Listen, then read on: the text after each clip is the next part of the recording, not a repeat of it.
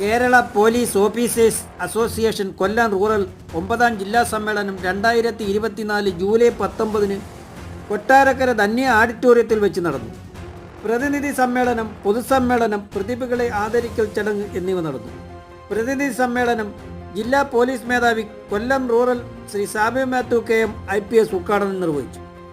പൊതുസമ്മേളനവും പ്രതിഭാ സംഗമവും KPOA Kollam rural president ജയകൃഷ്ണന്റെ അധ്യക്ഷതയിൽ കേരള സംസ്ഥാന ക്ഷീരവികസന മൃഗസംരക്ഷണ വകുപ്പ് മന്ത്രി A. ചിഞ്ചുറാണി ഉദ്ഘാടനം നിർവഹിച്ചു. SSLC, +2 അക്കാദമിക് പ്രൊഫഷണൽ കോഴ്സുകളിൽ മികച്ച വിജയം നേടിയ പോലീസ് ഉദ്യോഗസ്ഥരുടെ കുട്ടികൾ തുടങ്ങിയവരെ ആദരിച്ചു. ചടങ്ങിന് KPOA Kollam rural secretary Saju RL സ്വാഗതവും സ്വാഗത സംഘം കൺവീനർ ഉണ്ണികൃഷ്ണൻ കൃതജ്ഞതയും രേഖപ്പെടുത്തി.